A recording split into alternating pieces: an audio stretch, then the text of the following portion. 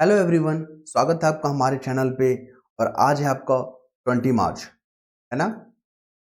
तो 20 मार्च है और महत्वपूर्ण न्यूज़ इसमें काफ़ी अच्छे अच्छे न्यूज़ दिए गए हैं जो कि एग्जाम के लिहाज से काफ़ी आपको महत्वपूर्ण देखने को मिलेगा। ठीक है, कई बार एग्जाम यहाँ से पूछे भी गए हैं। उसी टॉपिक को हम लोग यहाँ पे एनालिसिस करते हैं और आपको बताने का कोशिश करते हैं कि क्वेश्चन कैसे पूछे गए थे, कहाँ से पूछे गए थे। ठीक है, चलिए सबसे पहला देख लीजिए। यहाँ पे वन डे एग्जाम के लिए इंपॉर्टेंट है। वन डे एग्जाम के लिए, वन डे एग्जाम कहने का मतलब जिसमें कि आपका सिर्फ एक दिन एग्जाम होता है, उसमें मेंस की कोई भूमिका नहीं होती और इंटरव्यू का कोई भूमिका नहीं होता, उस एग्जाम को वन डे एग्जाम कहते हैं। ठीक है, चलिए। या या जो सिर्फ एक दिन ही एग्जाम होता है वन डे वाला। ठीक है, प्रीलिम का हो गया, ध्यान में रखिएगा। तो यहाँ पे जो है ना, सबसे पहला क्वेश्चन देखिए, रामनाथ गोयनका पुरस्कार, ये जो पुरस्कार है ना, किस फील्ड से जुड़ा हुआ है? क्वेश्चन ऐसे पूछेगा आपसे। ठीक है, कि लोकतंत्र मतलब जो है आपका रामनाथ जो गोयनका पुरस्कार है किस क्षेत्र से जुड़ा हुआ है, तो याद रखिएगा पत्रकारिता। पत्रकारिता, ठीक है, यहाँ से आपका जुड़ा हुआ है। चलिए नेक्स्ट मूव करते हैं हम लोग। यहाँ पे नेक्स्ट मूव करेंगे तो हमें क्या देखने को मिलेगा? केंद्रीय मंत्रिमंडल से पशुपति कुमार पारस ने दिया इस्तीफा। ठीक है, कहानी अच्छा लगा। क्वेश्चन यहाँ से नहीं पूछेगा, क्वेश्चन पूछेगा केंद्रीय मंत्रिमंडल।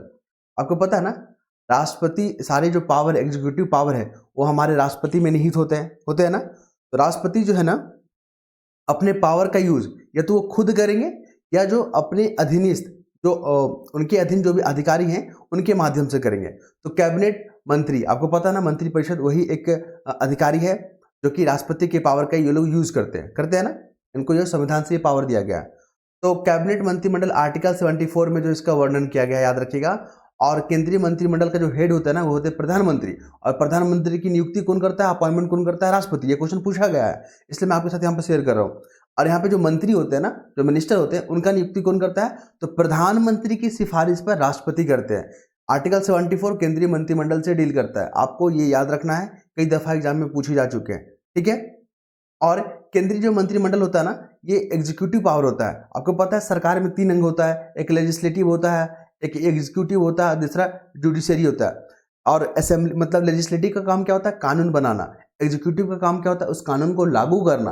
और जुडिशरी का काम क्या होता है? और इन तमाम जो है पहलों को देखना कि ये संविधान के तहत है कि नहीं है। ठीक है, वो सुप्रीम कोर्ट का काम है।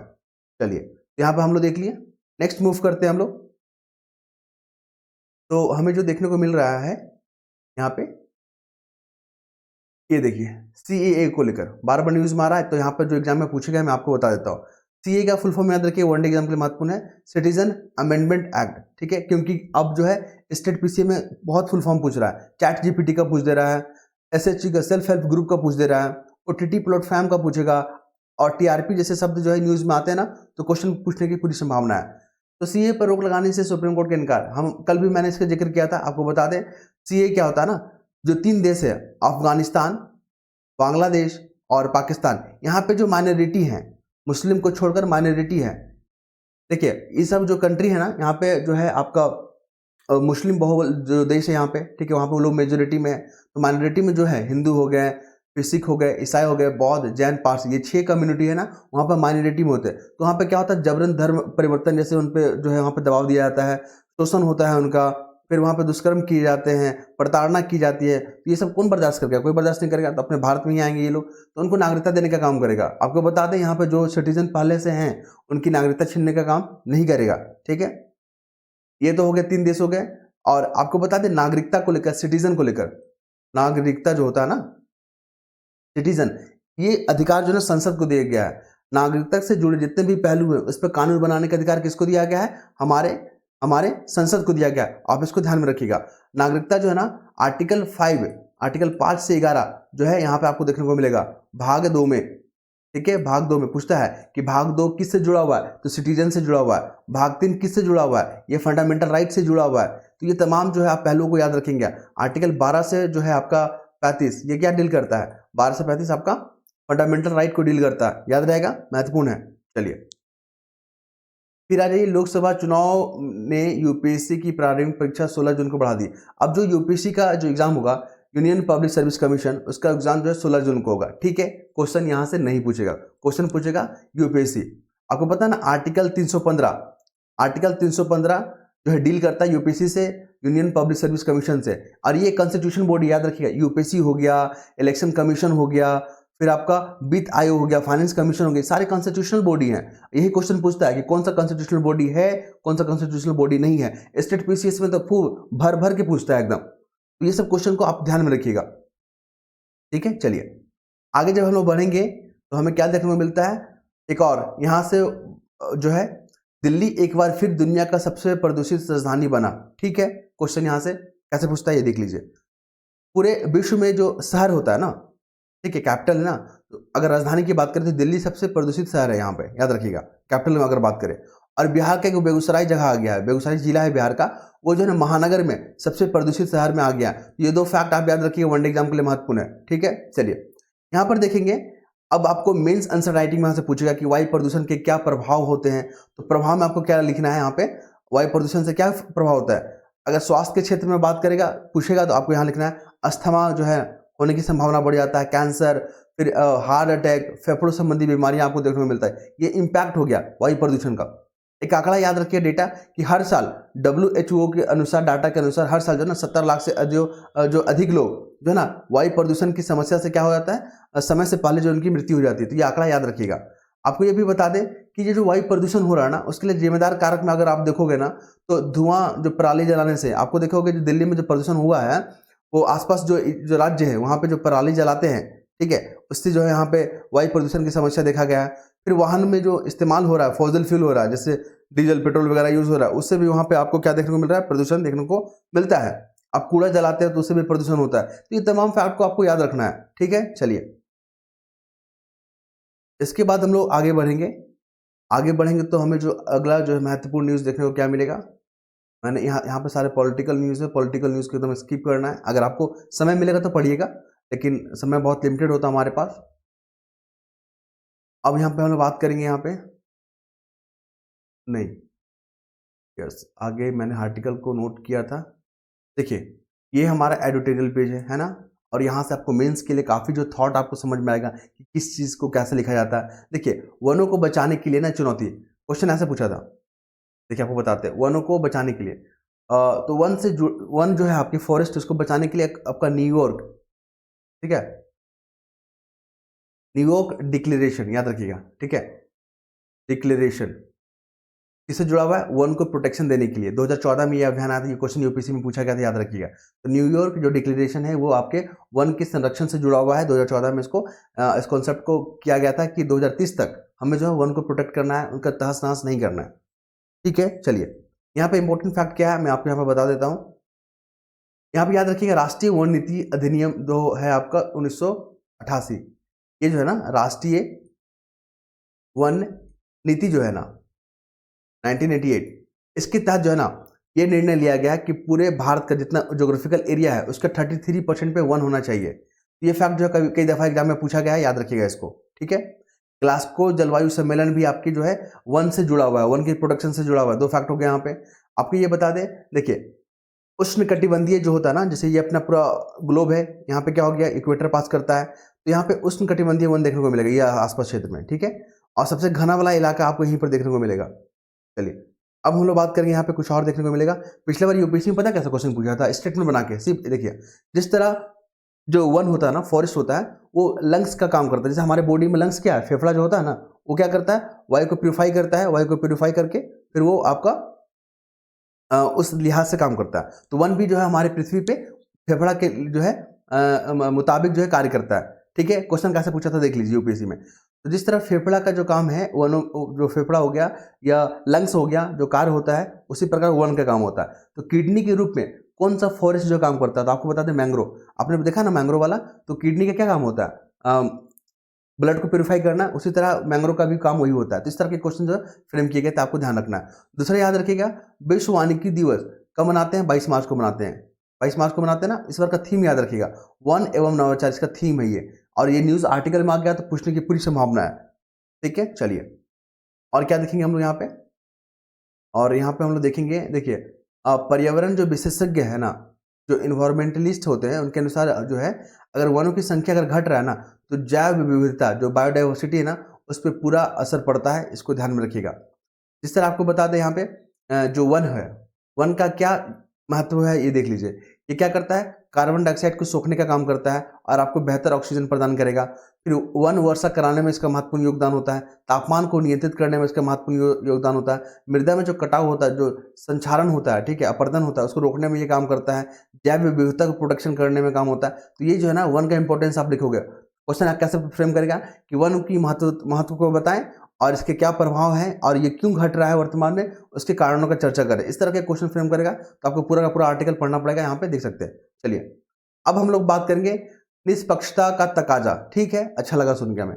यहाँ पर क्वेश्चन पूछेगा यहाँ पे इलेक्शन कमीशन को लेकर। देखिए यहाँ पे जैसे राज्य में जब इलेक्शन होता है तो निर्वाचन आयोग करवाता है ना। तो निर्वाचन आयोग का प्रतिनिधि कौन होता है? तो देखिए जो राज्य में जो गृह सचिव होता है ना, होम सेक्रेटरी होते हैं, वो जो है प्रतिनिधि होते हैं राज्य में। ठीक है, इलेक्शन कमीशन के जो है प्रतिनिधि हो जाते हैं गृह सचिव। और जिला में अगर बात करें, ठीक है, तो जो डीएम होते हैं, जिलाधिकारी होते हैं, वो हो जाते हैं निर्वाचन आयोग के प्रतिनिधि। हम लोग क्यों पढ़ रहे हैं अभी? क्योंकि न्यूज में आ गया। कैसा? अभी क्या हुआ है हाल में, आप देख रहे हैं ना, गुजरात, उत्तर प्रदेश, बिहार, झारखंड, वहां की जो होम सेक्रेटरी है, जिनका कार्यकाल 3 साल से अधिक हो गया, उनको यहाँ पर तबादला कर दिया गया। इस कारण से न्यूज में आ गया। तो यहाँ पर क्वेश्चन यहाँ से यूपीएससी फ्रेम कर सकता है कि इलेक्शन कमीशन का जो राज्य में जो प्रतिनिधि होते हैं वो कौन होते हैं। तो वहां पर लिख देगा फाइनेंस सेक्रेटरी, लिख देगा होम सेक्रेटरी, लिख देगा, और भी 2-4 ऑप्शन दे देंगे आपको। तो यहाँ पे याद रखिएगा गृह सचिव होते हैं आपके कौन, इलेक्शन कमीशन के प्रतिनिधि हो जाते हैं, और जिला में कौन हो जाते हैं, डीएम हो जाते हैं। ठीक, चलिए आगे बढ़ेंगे हम लोग। और क्या देखने को मिलेगा, देखिए निर्वाचन आयोग बहुत न्यूज में आ रहा है। याद रखिएगा जो पार्ट 15 है ना, पार्ट 15 टोटल 22 भाग होते हैं हमारे संविधान में। तो पार्ट 15 जो है ना निर्वाचन आयोग के बारे में जिक्र करता है। ठीक है, याद रखिएगा इसको। और इलेक्शन कमीशन जो आर्टिकल 324 हम लोग कई दफा जिसको जिक्र भी किए हैं, 324 जो है निर्वाचन आयोग को डील करता है। इसमें एक जो है ना अध्यक्ष होते हैं और 2 क्या होते हैं, मेंबर होते हैं। इसका अपॉइंटमेंट जो है ना प्रधानमंत्री की अध्यक्षता वाले जो पैनल जो है यहाँ पे करते हैं, और राष्ट्रपति इसका अपॉइंटमेंट करते हैं। हटाने की प्रक्रिया की अगर बात करें तो महाभियोग जैसी प्रक्रिया को यहाँ पे फॉलो किया जाता है। मतलब यहाँ पे जो है आपका संसद की भूमिका बढ़ जाती है। ठीक है, ये तमाम फैक्ट हो गए आपके, ध्यान में रखिएगा इसको। फिर इसके बाद आगे बढ़ते हैं। तो यहाँ पे अभी क्या हुआ, रूस में इलेक्शन हुआ, तो फिर से वहां के जो व्लादिमीर पुतिन है ना राष्ट्रपति बन गए। ठीक है, बहुत अच्छी बात है। क्वेश्चन यहाँ से क्या पूछेगा, देखिए यहाँ पे बीपीएससी खास करके पूछता है, और यूपीपीसीएस वहां पे जो विद्रोही थे, ठीक है, उनके विपक्ष में जो नेता थे एलेक्सी नवेलेनी, ठीक है, नवेलनी।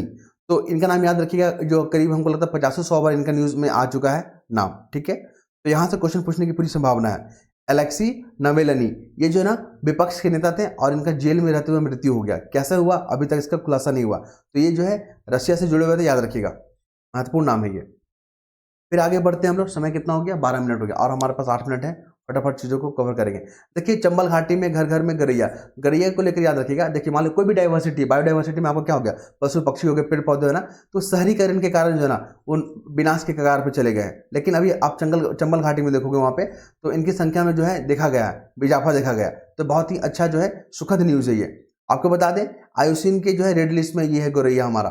ठीक है, चलिए तो कुल मिलाकर अगर कभी भी बायोडाइवर्सिटी से टॉपिक आता है ना, तो उसके जो ह्रास हुआ है, जो वहाँ पे कमी देखा गया, तो उसमें आप शहरीकरण को लिख सकते हो कि शहरीकरण से वहाँ पे संख्या में कमी आई है। ठीक है, जैव विविधता पे नुकसान पड़ा है। ये हो गया रामनाथ गोयनका पुस्तक जो शुरू पेज में हम लोग देखे थे। यहाँ पे ये दो फैक्ट को याद रखिएगा। पुस्तक वाला द लॉन्ग गेम जो पुस्तक है ना, किससे जुड़ा हुआ है, तो चाइना और भारत के बीच में जो संबंध है ना उस पर बात करता है। द लॉन्ग गेम किसने लिखा है इसको, विजय गोखले। वनडे एग्जाम के लिए बहुत महत्वपूर्ण हो गया, और स्टेट पीसीएस के लिए। और बता दें the life and times of George Fernandes, इसको किसने लिखा है बुक, राहुल रामागुंडम ने। और ये जो है ना समाजवादी नेता की जीवन के लिए आधारित है, जीवन पर आधारित है। तो 2 पुस्तक याद रखिए, द लॉन्ग गेम ये चाइना से जुड़ा हुआ है, और the long and time of George Fernandes ये जो है समाजवादी विचारधारा से जुड़ा हुआ है। ठीक है, ये पुस्तक याद रखेंगे आप। इसके बाद हमें कुछ खास नजर मिलता है तो मैं आपके साथ शेयर करता हूं, मैंने हाईलाइट करके रखा हुआ है यहाँ पे, फटाफट चीज को देखना पड़ता है यहाँ पे। देखिए मेंस आंसर राइटिंग में यहाँ से पूछने की संभावना है कि ऐसे पूछेगा आपसे, मतदान फीसदी बढ़ाने के लिए ना जो प्रौद्योगिकी की भूमिका है उस पर आप प्रकाश डालें। तो आपको बताना कि मतदान में जो परसेंटेज कैसे बढ़ाएं। अभी आपने देखा होगा कि 60% ही वोटिंग होता है, 70% ही कहीं कहीं वोटिंग होता है। तो उसको 100% करने के लिए ना क्या क्या पहल की जा सकती है। तो देखिए यहाँ पे मतदाता को आप वहाँ पे क्या करो, सुविधा दो वहाँ पे, जैसे कि अपने उम्मीदवारों को जानिए, बहुत सारे पहल शुरू की गई, अपने उम्मीदवारों को जानिए। इसमें जो है पार्किंग की सुविधा आपको दिया जाएगा। अगर आप वोट देने जाते हो तो गाड़ी लगाने की बहुत दिक्कत होता है, तो यहाँ पे जो है चुनाव आयोग जो है प्रौद्योगिकी का यूज़ करेगी। फिर आपको बता दें इन्फ्लुएंसर का यहाँ पे यूज़ होगा। इन्फ्लुएंसर जो आप देख रहे हो यूट्यूब पे इन्फ्लुएंसर हो रहा है। अभी अभी कुछ दिन पहले कंटेंट क्रिएटर का अवार्ड दिया गया था, नेशनल कंटेंट क्रिएटर, वो भी यूट्यूबर लोग ही हैं। वो लोग क्या कर रहे हैं, समाज के हर क्षेत्र में अपने योगदान दे रहे हैं, ताकि जो है देश में जागरूकता आ सके, देश जो है एक बेहतर जो है ना एक हब बन सके नॉलेज का। ठीक है, तो इन तमाम चीज़ों को मतलब इन्फ्लुएंसर जो भी होते हैं उनको जोड़ने का यहाँ पे क्या किया जा रहा है, काम किया जा रहा है। साथ ही आपको बता दें जो क्रिकेट टीम के कोच है राहुल द्रविड़, उनको जोड़ा जा रहा है। ज्ञानपीठ के जो पुरस्कार विजेता है डॉक्टर चंद्रशेखर काम्बार, आप इन्हों को याद रखिएगा। पैरालंपियन को भी इनके साथ जो है इस जो है कैंपेन में जोड़ा जा रहा है। ये सब तमाम चीज़ जो आपको लिखना होगा मेंशन सोसाइटी में कि आप जो है मतदाता को बढ़ाने के लिए क्या पहल की जाएंगे, सुझाव दीजिए। तो इस तरह के आपको सुझाव देने होंगे। ठीक है, चलिए आपको यहाँ पे बता दें कि मत देने का अधिकार है ना, पहले 21 वर्ष होता था। अगर आप वोट देना ना तो 21 वर्ष होता था, लेकिन 61 कॉन्स्टिट्यूशन अमेंडमेंट एक्ट, ये भी एग्जाम में कई दफ़ा पूछा गया, 21 वर्ष के घटाकर क्या कर दिया गया, 18 वर्ष कर दिया गया। ठीक है, और आपको बता दें 77 कॉन्स्टिट्यूशन अमेंडमेंट एक्ट न्यूज़ में आया था, मतलब क्वेश्चन पूछा गया था जेपीएससी का, जो सिविल सर्विस का एग्जाम हुआ था कुछ दिन पहले। ये जो है ना 77 कॉन्स्टिट्यूशन अमेंडमेंट एक्ट वो 16(4) हमारा आर्टिकल 16(4) है ना, उस पर संशोधन पे बात करता है। प्रमोशन पे जो आरक्षण होता है, प्रमोशन में भी आरक्षण, वहाँ पे जनजातियों को क्या होता है, प्रमोशन पे भी आरक्षण मिलता है उनको। ठीक है, तो ये आर्टिकल जो है 77 याद रखिएगा। 77 कॉन्स्टिट्यूशन अमेंडमेंट एक्ट महत्वपूर्ण है, एग्जाम में पूछा गया है, तो आगे भी पूछने की पूरी संभावना है। ठीक है, चलिए आगे बढ़ेंगे हम लोग। तो क्या देखने को मिलेगा, जमानत राशि। देखिए जमानत राशि क्या होता है, अभी लोकसभा का इलेक्शन होने वाला है, सारे उम्मीदवार खड़े होंगे तो उनको एक सिक्योरिटी मनी रखना पड़ता है। पहले जो है ना 1951 में जब इलेक्शन हुआ था पहला बार लोकसभा का, उस समय 500 रुपया था जनरल कैंडिडेट के लिए, और ST SC के लिए कितना था, 250 रुपया। ठीक है, लेकिन वर्तमान में 25,000 रुपया है जनरल कैंडिडेट का। अगर कोई जनरल कैंडिडेट खड़े होते हैं ना लोकसभा इलेक्शन में, तो उनको 25,000 रुपया क्या करना है, सिक्योरिटी मनी करना होगा, रखना होगा। साथ ही 12,500 रुपया जो है अदर कैंडिडेट मतलब ST OBC को यहाँ पे रखना होगा। ठीक है, 12,500। ठीक, ये दो फैक्ट को याद रखिएगा। अब आपकी जो जमानत राशि जब्त हो जाता है जब आप टोटल वोट पड़ा, मान लीजिए 100 वोट पड़े हैं उस एरिया में। ठीक है, और आपको 1/6 जो है ना आपको वोट लाने होंगे, तभी आपके पैसा रिफंड होगा। नहीं होगा अगर इतना वोट नहीं लेके आते हैं, सपोज कीजिए वहाँ पे जो है 60 वोट पड़े और इसका 1/6 कितना हो गया, 10। अगर आपको 10 वोट नहीं मिले ना, 10 वोट से कम वोट मिले, तो आपको जमानत राशि को जब्त कर लिया जाएगा। तो ये क्वेश्चन में पूछा गया है, याद रखिएगा। अभी संख्या कितना हो गया, 25,000 रुपये सिक्योरिटी मनी है जनरल कैंडिडेट, और 12,500 जो है आपका ST SC कैंडिडेट के लिए। और सबसे पहला जो इलेक्शन हुआ था ना लोकसभा का 1951-52 में, ये एग्जाम में पूछा गया है। 1951-52 में जो है पहला इलेक्शन हुआ था। आगे बढ़ेंगे तो हमें क्या देखने को मिल रहा है, समय 17 मिनट हो गया, मुझे 20 मिनट के अंतर्गत जो है कंप्लीट करना होता है। और आपको जो कंटेंट हमारा अच्छा लगता है, अगर तरीका अच्छा लगता है, तो प्लीज़ आप लोग कमेंट कीजिएगा। बहुत लोग कमेंट भी करते हैं, मुझे बहुत अच्छा लगता है, उनका पढ़ता हूँ मैं, रिप्लाई भी करता हूँ। और जैसे देखिए यहाँ पे RBI ने अर्थव्यवस्था पर जारी लेख में दावा किया। कुल मिलाकर क्वेश्चन यहाँ से नहीं पूछेगा, क्वेश्चन पूछेगा GDP को लेकर। ये देखिए यहाँ पे लिखा हुआ है GDP, gross domestic product. Gross domestic product GDP क्या होता है, मान लीजिए अपना प्यारा सा भारत है, इसका अपना एक बाउंड्री है, ठीक है, जोग्राफिकल एरिया यहाँ पे है ना, ये नॉर्थ ईस्ट वाला इलाका हो गया, यहाँ पे आपका लद्दाख वाला इलाका हो गया, ये भारत है। तो भारत की टेरिटरी यहाँ पे लक्षद्वीप हो गया, यहाँ पे आपका अंडमान निकोबार हो गया। तो इसके जो टेरिटरी में जितने भी प्रोडक्शन हो रहे हैं ना गुड एंड सर्विसेज का, तो उसका अंतिम दाम, अंतिम मूल्य है ना, ठीक है, मार्केट प्राइस हो गया, तो अगर आप जोड़ दो तो वही हमारा GDP कहलाता है। ठीक है, याद रखिएगा। और हमारा GDP लगभग जो है ना 40 लाख करोड़ के आसपास है। ठीक है, 40 लाख करोड़। ये आंकड़ा कहाँ से पता चला, तो MSP जब न्यूज़ में आया था ना, MSP को लेकर जब चर्चा हो रहा था, तो वहाँ पे 40 लाख करोड़ के आसपास जो बताया गया था। क्योंकि अगर MSP लागू कर देती है ना सरकार, तो 10 लाख करोड़ रुपये उसको MSP पे खर्चा करना पड़ेगा। समझ रहे ना, मतलब 40 रुपये हमारा इनकम है, सपोज कीजिए 40 रुपये इनकम है, तो 10 रुपये अगर हम MSP पे खर्च कर देंगे, तो तमाम जो योजनाएं हमारे हैं वो फिर उसके लिए हम पैसा कहाँ से लाएंगे। ठीक है, तो इस तमाम फैक्ट को भी याद रखिएगा। और आपको ये भी बता दें GDP जो है ना, अभी वैश्विक जो है वैश्विक जो अर्थव्यवस्था है उसमें थोड़ा सा क्या दिखा जा रहा है, धीमा गति देखा जा रहा है। ठीक है, सुस्ती देखा जा रहा है। उसके पीछे कारण क्या है, तो जियो पॉलिटिक्स, भू राजनीतिक जो उथल पुथल है वो, और मौसम संबंधी जो है यहाँ पे जोखिमों के कारण जो है यहाँ पे देखने को मिला। ये 2 पॉइंट है ना, आपको आंसर मेंस राइटिंग में काम आएगा। बोलेगा कि वैश्विक अर्थव्यवस्था जो कमी देखा गया है उसके पीछे कारण बताइए, तो जियो पॉलिटिक्स लिख दीजिएगा, भू राजनीतिक हो गया, मौसम से संबंधित जो यहाँ पे खतरे को यहाँ पर भी रेखांकित करता है। ठीक है, चलिए यहाँ पर आइए, विदेशी निवेशकों की निकासी से सूचकांक जो है इतना टूटा। देखिए क्या होता है, अभी जापान में ना, वहाँ पे क्या, जापान का जो केंद्रीय बैंक है, जो सेंट्रल बैंक है, वहाँ पे क्या हुआ, ब्याज दर को बढ़ा दिया है। मतलब पहले मान लीजिए 10 था तो 20 कर दिया।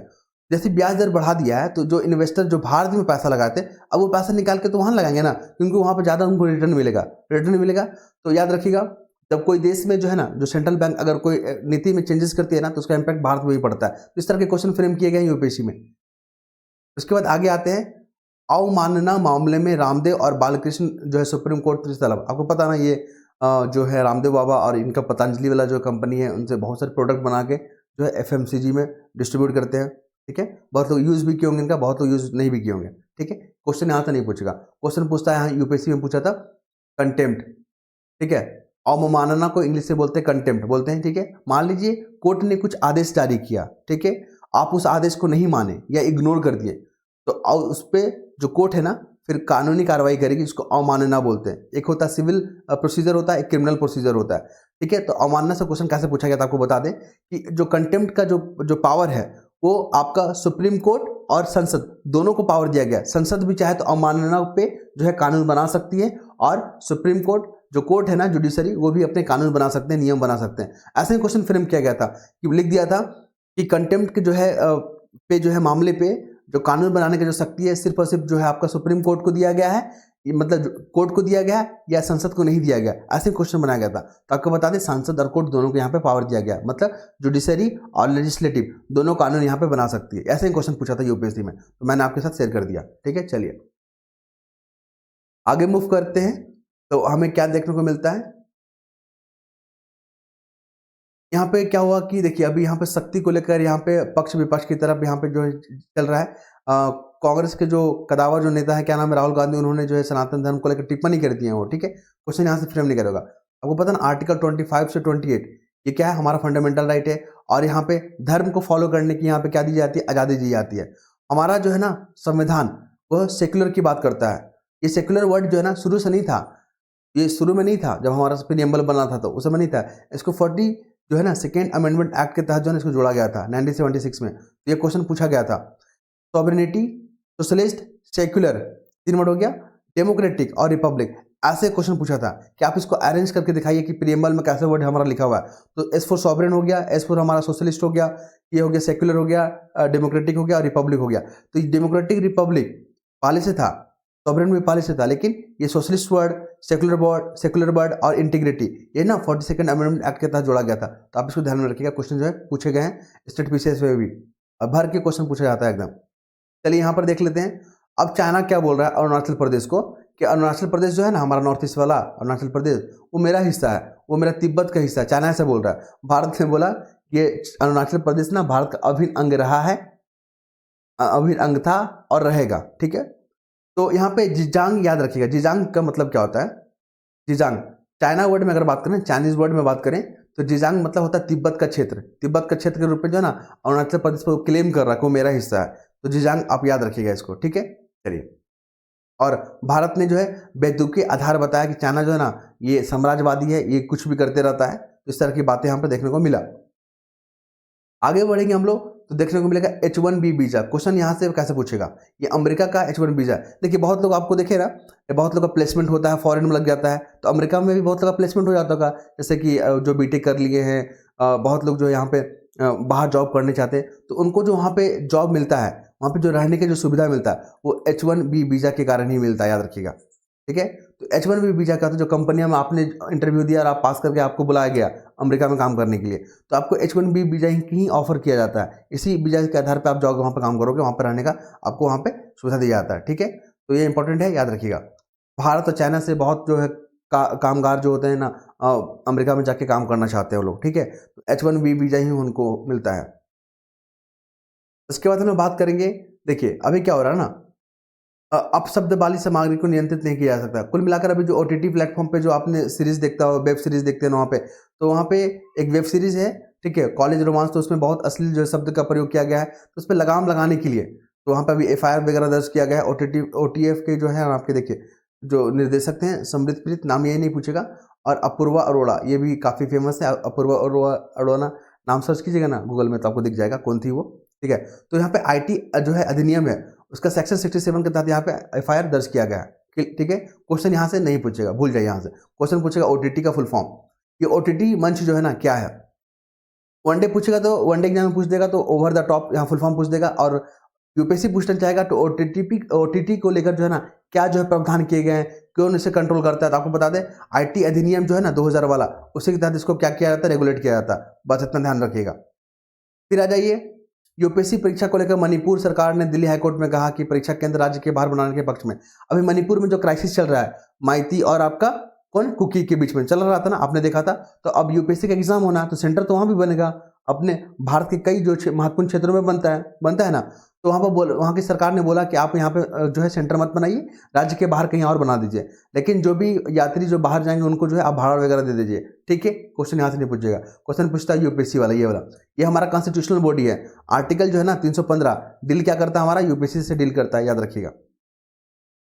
ठीक है, अब आर्टिकल 312 भी आपने देखा ना, ऑल इंडिया सर्विसेज जो आईपीएस होते हैं, आईएफएस होते हैं और आईएएस होते हैं, ये तीनों ऑल इंडिया सर्विसेज जो है ना के अंतर्गत आते हैं, ध्यान रखिएगा इसको। फिर हम लोग आते हैं हिंद महासागर में डकैती और आतंकवाद के मुकाबला करने के लिए प्रसिद्ध। क्वेश्चन कैसे फ्रेम करके आंसर में राइटिंग में देखिए, अभी हाल ही में भारत के सामने हिंद महासागर में जो हुए उत्पन्न चुनौतियों कौन कौन से हैं आप हमें बताएं, और इसके जो है कम करने के लिए भारत किस तरह तैयार है। तो यहाँ पे आपको कारण बताना होगा कि अभी कौन कौन सी चुनौतियां उभर के आए। तो एक समुद्री डकैती, आतंकवाद, इससे जो यहाँ पे तमाम चुनौतियां देखने को मिला है, और सरकार जो है ना भारत सरकार इससे निपटने के लिए जो यहाँ पे पूरी तरह सक्षम भी है। ठीक है, चलिए, और एग्जाम्पल में अगर आपको देखना होगा तो यहाँ पे जो है कई देशों के जहाज वहाँ से जो है पास करते हैं। ठीक है, तो उन पे जो है आक्रमण होता है, उन पे जो हमले होते हैं, भारत उसको जो है ना सुरक्षा प्रदान करता है उन जहाज़ों को। तो इस तरह के आप यहाँ पे कार्य को यहाँ पे दिखा सकते हैं। ठीक है, चलिए अब आते हैं इस टॉपिक पे। भारत ला गए भगवान बुद्ध और उनके शिष्यों का पवित्र अवशेष। ये भारत का ही था, लेकिन कुछ दिन के लिए जो है ना थाईलैंड में क्या लगा था, समारोह लगा था, जो कि भी भगवान बुद्ध को भगवान मानते हैं, उनकी श्रद्धा अर्पित करने के लिए वहाँ पे एक सम्मेलन लगा था। ठीक है, तो वहाँ से जो है भगवान बुद्ध के जो अवशेष हैं और उनके जो शिष्य थे उनके अवशेष को भारत ले आया है।